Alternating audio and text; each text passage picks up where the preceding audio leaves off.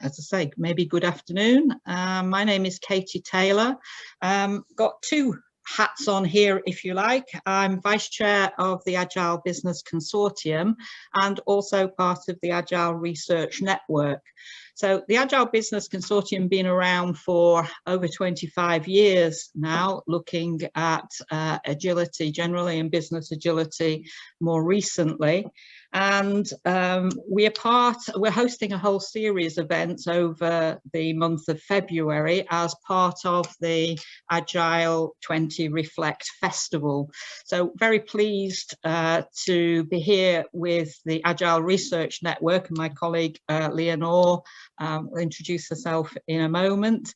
And we are partly funded by the consortium, and we look at the different challenges, if you like, that practitioners have around working in an agile way. And what we're looking at particularly today is the research that we did with an organisation that was transforming, and look at some interesting sort of balance issues that came up as we did that research. So our title is around this agile transformation and balancing. If you've got any questions as we go along, please feel free just to put them into the chat and we can have a look at those when we get to the end. So the Agile Research Network is made up of two universities at the moment. So it's the Open University and it's the University of Central Lancashire. And as I say, partly funded by the Agile Business Consortium. We work with lots of different organisations in different ways. So on the right hand side here, you can see the different practitioners that we've worked with, RNIB, Studio, you can see all the names. I'm not going to go through them all there. So some are charities or third sectors, others are industries in working in finance, or in software development. So we work directly with organisations, but we also, as you would hope, with a network, we have lots of academic partners around the world that we work with, from the Business Agility Institute to other universities in Switzerland, Finland and across in New Zealand. So that's just a little bit about the consortium. We set up 8 years ago now, and it was always this idea of being able to bridge the gap between the research and industry. So we set out right away to work with practitioners and to try and identify the challenges that practitioners were dealing with in their workplace. And we started off by doing lots of work in that area, and we soon started to see sort of patterns and themes which emerged from the work that we were doing. So looking at those different patterns, we started to identify different theme areas. So one was around the agile transformation, and that's particularly what we're here to look at today. But there was also something around business value. So how organizations can, get the promise that Agile gives us that it will deliver faster, quicker, whatever, but looking into that whole idea of business value. And then as organizations have gone through, how do we sustain Agile beyond adoption? What kind of issues or challenges surface once we're looking at that sort of side of it as organizations mature in their use of agility? And then looking at Agile culture as our sort of fourth theme area. Now, all sorts of things we do with the information we find. So we actually produce academic information and attend lots of different conferences virtually these days rather than in person. But you can see the kinds of conferences there that we are publishing in, and journals that we are also working with as well.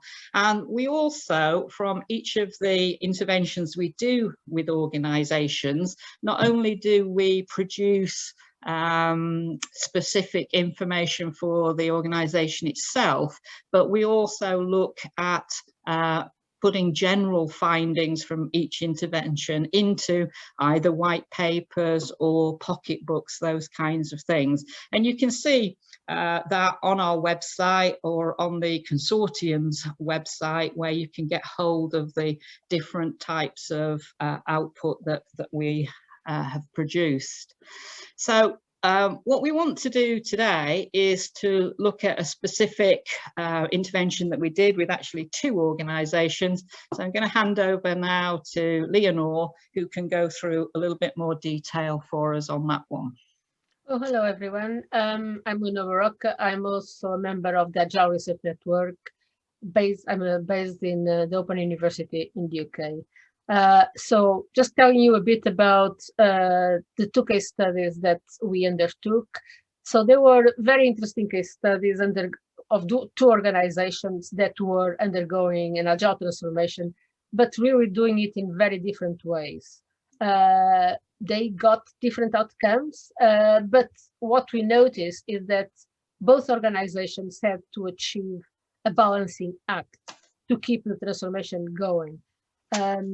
So from the data that we collected, the analysis that we carried out, so we identified the balances, a set of balances. Some of these balances were common to the 2 organizations. Some of the balances were unique to them.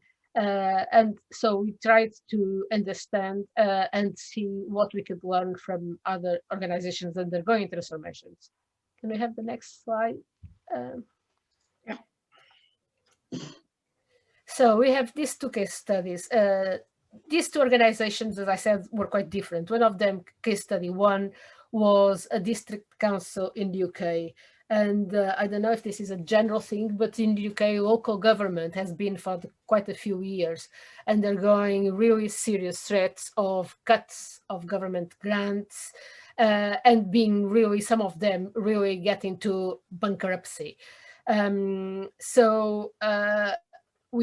This local council, case study 1, had really a maverick CEO, and he decided to undertake really a big culture-led, behavior-led transformation in the organization. So it was, in a way, quite a top-down approach to transformation.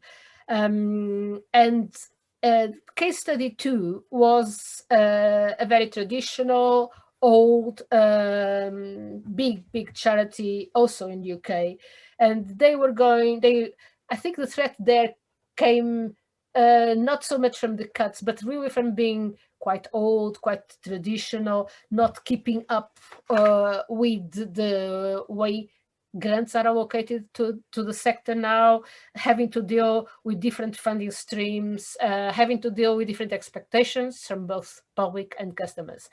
And the way they decided to approach this transformation, in this case too, was taking what they call the strategy approach, a strategy-led transformation. So in a way, both organizations were quite successful. And I mean, in this slide, we see the different achievements. So for case study 1, the achievements were very much, I mean, they really went through a process where they could see at the end of process that the books were balanced, that their finances were in shape, not only for the short term, but also looking ahead. They had become much more customer focused, much more innovative in their approach. And they had what they call the commercially minded, a commercially focused approach, but which was put in parallel with a very, very strong community focused approach as well. And in terms of the leadership, they were, at the time that we were studying them, they were quite a cohesive team. So for case study 2, which was, the strategy followed, a strategy focused approach, was also quite successful. There was a strong support for the transformation, for the new, so mainly for the new strategy, the new vision and the goals that they had defined. Probably not so much for the transformation process, but what they wanted to achieve was supported within the organization. And they managed to change not only the structure of the organization from quite a heavy structure to a much more responsive, much lighter structure. And there was also signs of a change in culture and mindset. And they also managed to turn around their financial situation. So both organizations did this with different approaches. So as I said, case 1 was very much a top-down approach. In case study 2 was really from a very small group of, or a small group of people that tried to get ahead, and by doing what they were doing, by defining a vision, convincing the organization that this was the way to go. So they both underwent quite, in a way, a traumatic process, long process, with very positive results. So can we have the next slide? So of course, not everything is positive. So we also focused quite a lot on the challenges that they encountered. And they were very different. So case, the district council case, they found problems with recruiting people because they had made all their staff to undertake a behavior-led assessment, and the ones that were working for the council, so everyone really, or most of the organization, had to reapply for their own jobs and demonstrate they could obey to the new behaviors of the organization, follow them, and they were wed to them. When they were recruiting, and mainly in some areas of recruitment, they found quite difficult to do this recruitment because they would find people with the right skills, but they wouldn't be the right people for the behaviors that they wanted to achieve. Throughout the transformation, there was a lot of getting ahead, doing the transformation, but also dealing with what was their bread and butter, their business as usual. I mean, there were things like people saying a lot of things fell through the cracks. We lost a lot of focus on the business as usual delivery, the day-to-day delivery. They lost some knowledge and experience going on because some people just left the organization, and they were big depositories of the knowledge, and they just left because they wouldn't fit within the new behavior by the organization. And there was quite a bit of divisions in sense of people working their little silos and really losing track and losing a perspective of the organization as a whole. The internal processes and procedures, there was very much an attitude of, we are transforming, we are changing organization, just let's get on with it, and sometimes losing the perspective of what the right processes to follow were and what the right procedures had to be obeyed were as well. And the leadership, in a way, it was cohesive, as I said, but there was a certain vulnerability because they had, I mean, what would happen if one of them would drop out, would leave the organization, would just disappear? So there were quite a few challenges. And of course, the usual things when there is a change of related to all the people. I mean, there were trauma, the idea of the ones that had stayed in, the ones that had survived all this big exercise, behavioral assessment. There was a sort of survival guilt. And of course, there was a sort of still old mindset hidden underneath a new hat. And because the transformations are always lengthy and difficult processes, sometimes there were pockets of low morale. So in the case study 2, there was a bit, there were challenges as well, some of them similar, so there were also problems in relation to leadership. The senior stakeholders, they said that they really didn't appreciate the depth of mindset changes that would be needed. So they had assumed that transformation would really be a much more superficial exercise than what it really needed to be. So they realized that there was a need for collaboration, for collaborative ways of working.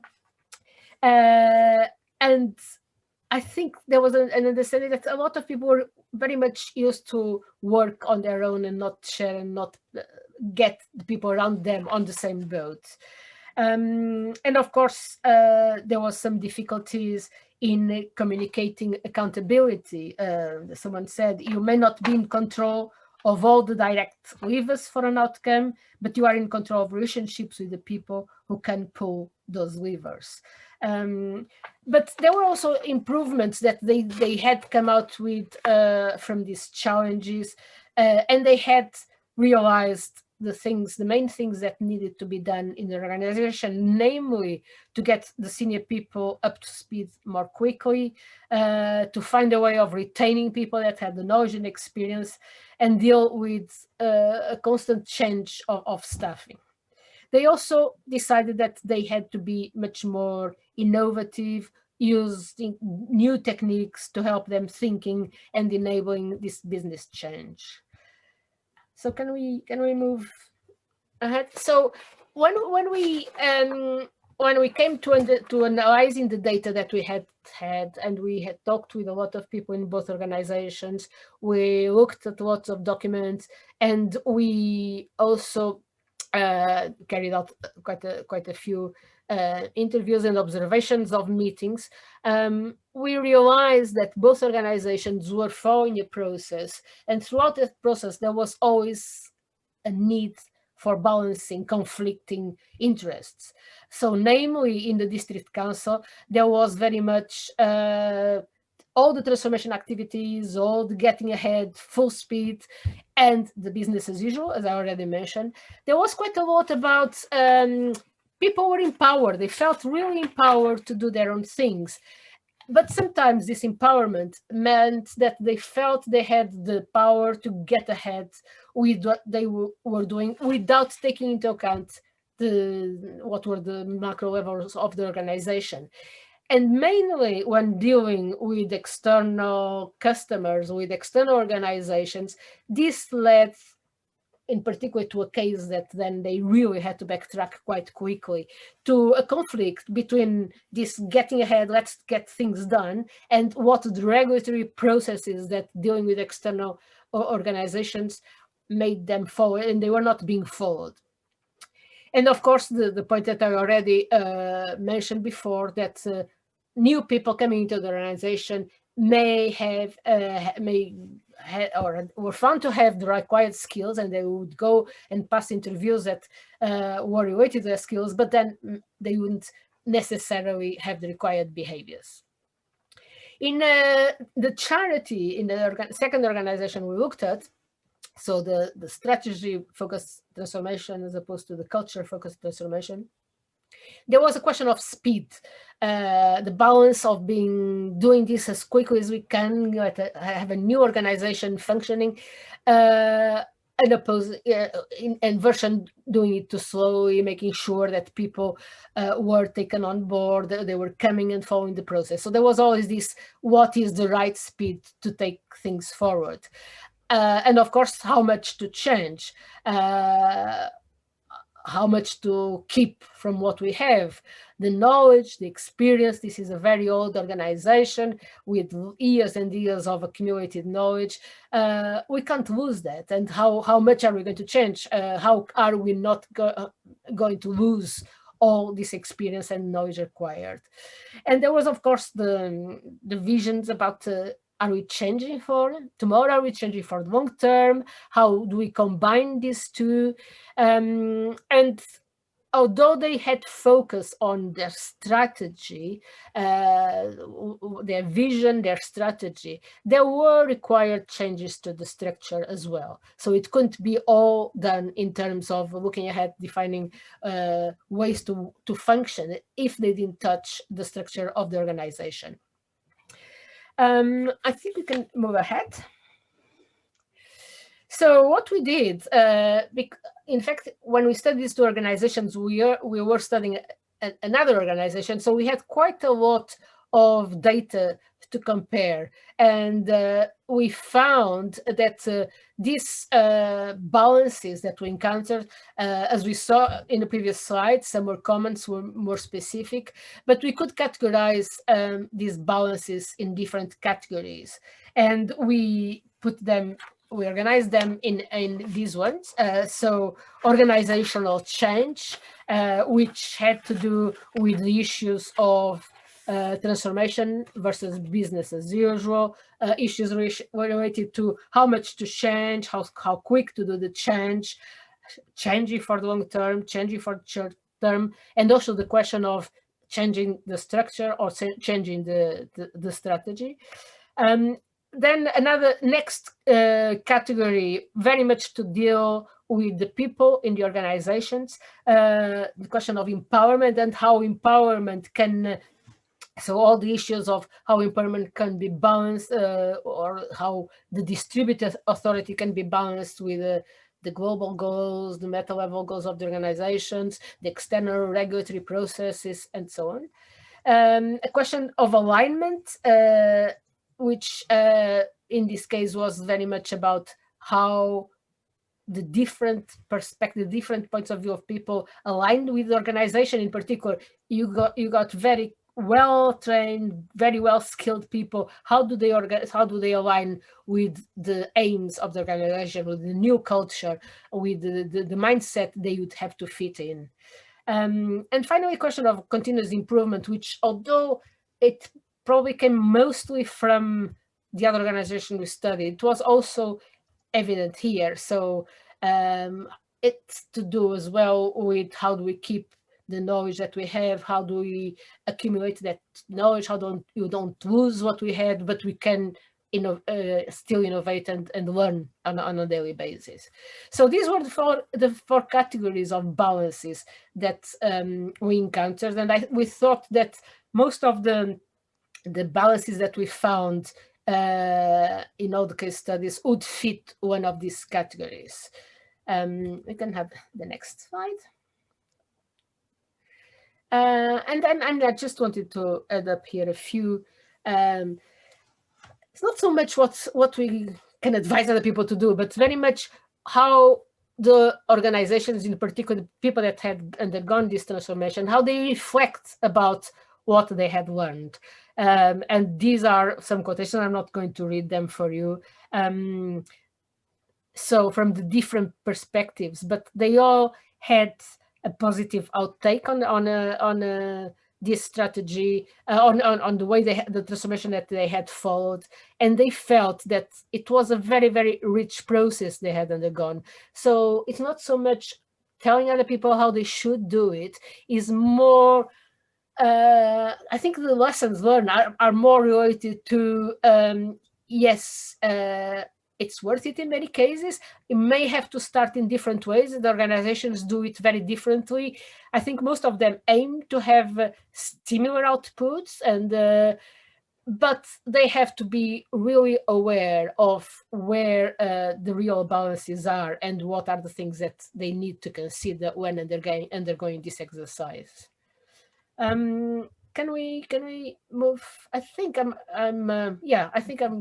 this is more or less what I wanted to say, and there's quite a bit of chat. I haven't been able to follow the chat, but if there is any question that there was just a question, Leonore, from Brad around, did we think this was a revolutionary or evolutionary change, and then a little bit expanding on that revolutionary is partly incremental versus mostly sort of upfront, and whether or not you throw out much of the old people process roles and install new, versus took what you had and morphed or transformed it. Okay, I'm going to answer it in relation to the case study one, and I'm going to ask my colleague who's on the audience, Helen Sharp, to answer in relation to the case study two. So I'd say that for the case study one, which was the district council, it appeared, I mean, the outside and the first impression we had, it was really quite revolutionary in the sense that everyone had to reapply for their own jobs. Everyone had to go and then undergo these behavior assessments. So there was quite a brutal approach to it in a way. In practice, it took quite a long time to carry out this transformation. And in practice, there was an incremental process, and then there was a continuous reflection on how far they had gone, what were the main challenges, why were people not being brought along. So there was very much and underneath this outwards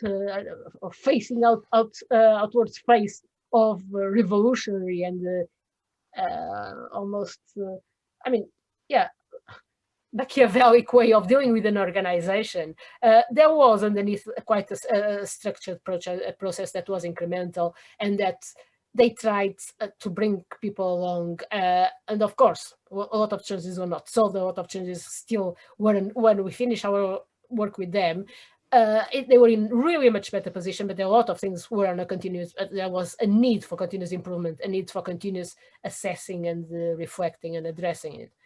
So, Helen, do you want to say something about the second organization?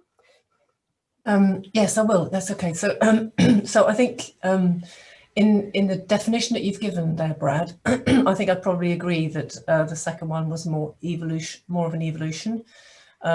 But I think they would have much preferred to do a revolutionary version. It wasn't by design that it was evolutionary, but they had to work with their board of trustees and persuade people who had been in the charity business for a very long time, with very sort of traditional kinds of structures and that. So it ended up being more of an evolutionary kind of view, but they really were trying to change things quite substantially.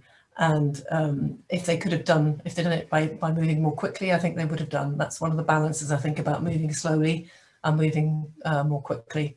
I think they just had to strike a balance of those two. Okay, thank you.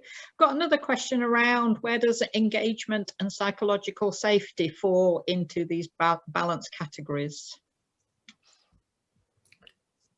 Engagement and psychological safety. I mean, I will talk again about the first organization. So they had put in place ways of making sure that the whole organization was going along with the process. So there were weekly meetings, and there was quite a lot of top-down broadcast, but there was quite a lot as well of people on their teams discussing, taking decisions, and really feeling empowered. There was this feeling that people were being involved, and if they were going to align with the new culture and the new mindset, they had opportunities to be engaged in the transformation, and they had the power to carry on. So you're saying engagement would fall under the empowerment category? Exactly. And in terms of psychological safety, I can't comment really on that very much. There was some, of course, there were some trauma, and we met people that really demonstrated there was trauma, there was resentment. There was a feeling that some people that were forced to leave, that probably were a bit unfairly treated. So, I mean, there were casualties, definitely there were casualties. But I don't think I think they thought about it, and they tried to put the infrastructures in place to address it, I don't think they were always entirely successful, but perhaps I'm wrongly assuming that before the transformation effort, that the culture, the teams, the organizations probably didn't have psychological safety established, especially if it was command and control, and that as part of the transformation, you needed to establish psychological safety, and it probably had to start with leaders showing vulnerability and things like that. Yeah, I'm just wondering which of those categories it falls under, if that's kind of a more foundational thing. Can I make a comment? Yes, you can. I mean, I'm not sure that I see that as a balance category, in the sense that you need psychological safety, I think, to be able to do some things that they're trying to achieve. I think in the charities case, there are lots of questions and lots of points that could be made about that. And I think the business about engagement, if I can just sort of fall back on that just briefly, the thing about engagement, the last in the table about the charity case, the strategy focused, it was talking about whether the transformation should be led by innovators or whether to actually engage lots of people. And they tried to engage lots of people and that failed. So what they did instead was to focus on innovators and people who they believed would buy into it and could then move the change forward. So they deliberately chose that. So in fact, they didn't do engagement. So it featured in our results in a slightly different place, but it is that kind of issue. And I think the psychological safety comes all in that. If you can't get people to engage, then it becomes a different kind of thing that you're trying to manage. So those innovatives were leading or inciting or instilling an enterprise-wide thing, or just trying to start off with a small pocket or bubble and grow it from there? Because it was strategy focused, it had to be the whole organization. The whole organization had to buy into the strategy. And I think that's part of the thing. So they ended up changing the culture, of course. They ended up changing the structure, of course, because that's what happens in the transformations. But what they started with was, we need a new strategy, and they did it from that kind of direction. So it was just Thank you. That's why they're interestingly different kinds of cases. I mean, both of them touched the whole organization. So the way Helen defines that organization was through the strategy. The other one was really on a very, very top-down way, and everyone had to undergo this behavioral assessment. Okay. Do we have any other questions that people would like to ask about these two cases? Quite happy for people to come off mute and ask us rather than type, if you prefer. Or if anyone has similar experiences or experience of transformation, to be quite welcome. I think you mute, Brad. I've done all the question asking before. Don't worry about it. So far, so if anyone else has the stuff, I'd rather let them go first rather than monopolize. Nah, go for it. But if no one has anything, go for it. Maybe a question about value transporting. Like what was the stance in each of the cases? How they wanted to really transport the values to the people? What is agile and what they want to really bring to the organization? So about business value and what value they got from each case study, is that around the question? No, kind of the organizational culture value. How was the cultural value? Yeah, sorry, thanks, Brett. Yeah. Okay. Okay, so I'll talk about the first organization. I think their main aim was they had a threat. Either they would survive as an organization, or they would go bankrupt. So the value was very much a value of survival, but they appreciated that the way to do it had to be through an organization that was modern, innovative, and responsive. And I think they achieved that, and they become, I mean, when we left it, they were a council that was addressing, I mean, very much community focused. I mean, they had to be commercial, and they had to sell some of the services that they were offering, but they had community focus was really important within the organization, and they were prepared to subsidize some parts of the organization with others. Because they were district council, I think their priority was, yes, finances and being able to survive, but also to serve the people that they were serving. So I think they had a motto of we want to be achieving the best services for the people we have to service, and that was their motto. And I So think by survival, you mean survive as a business as opposed to individual job security? To survive as an organization, to survive as a local council, and it's, I mean, I don't know where you are, Brad, but in UK there were 2 or 3 years ago, there were quite a lot of in the news cases of local councils that had gone into bankruptcy. So it won't be the first one, and they are, a lot of them were, and a lot of the councils, the way they dealt with it was by cutting services, and cutting services to the most disadvantaged people of their organizations, of their districts. And this district council had the vision that this is not the way we want to do it. We want to serve the people in our local area, but we need to do it in a way that we can survive as an organization. Otherwise, we won't be able to serving anyone. Do you want to add anything, Alan?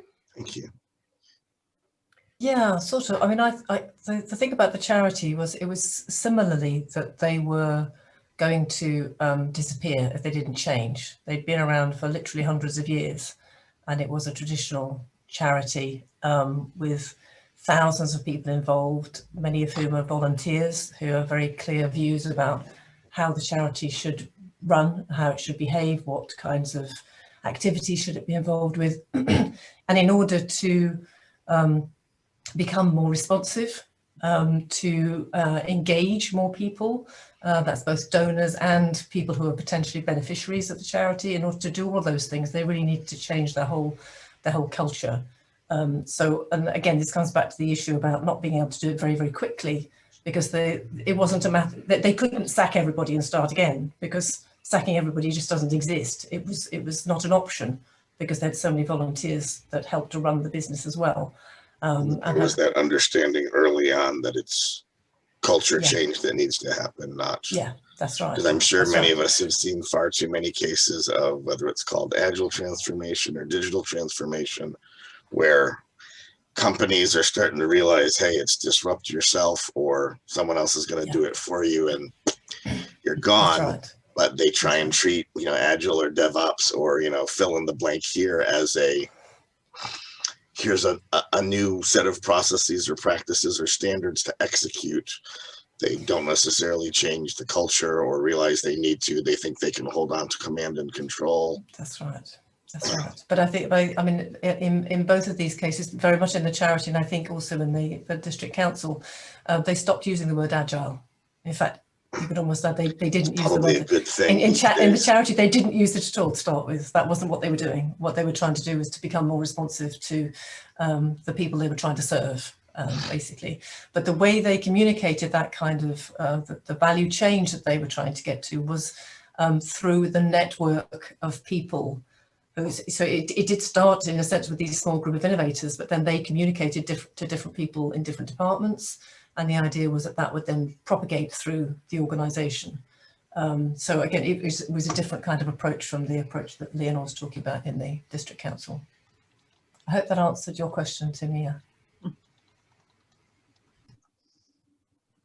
Thanks very much. Thanks. Any final thoughts on those two? We just do have another slide before you all disappear. We'd like you to think about helping us move forward some of our research, but just if there's anything else you'd like to talk about on these two cases. Take that as a okay. I mean, we're happy to take any questions afterwards also, so please do get in touch if there's anything you'd like to know.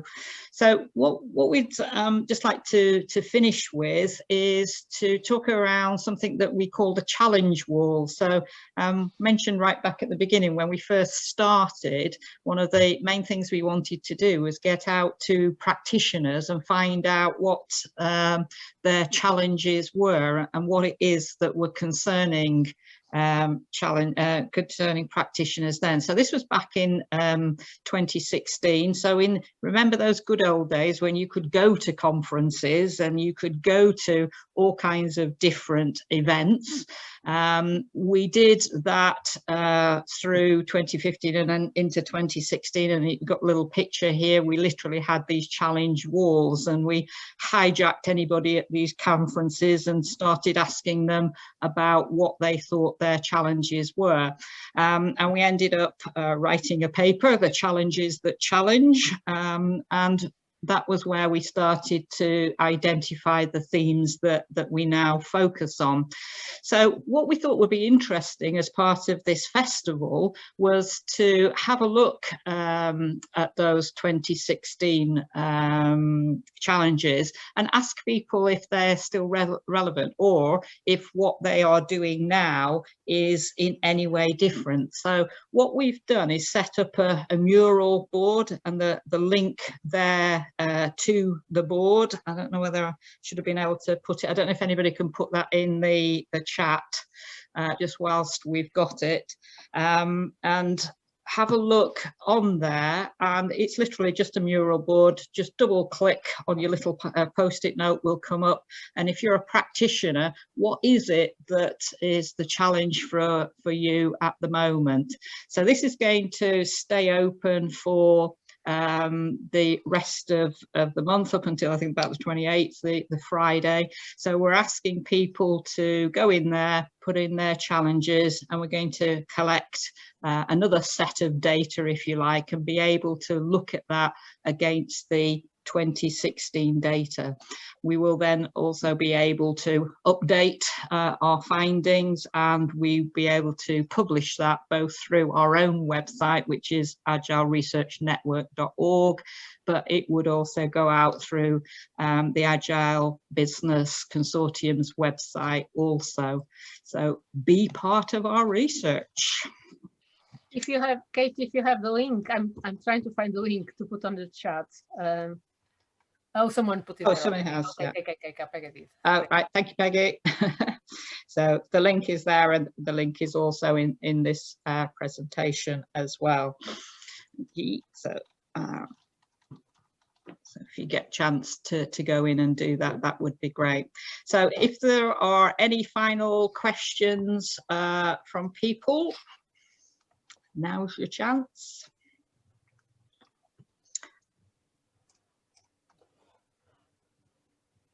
If not, then I would like to thank Leonore for taking part, and also for Helen for sharing their results on these two case studies that we've done.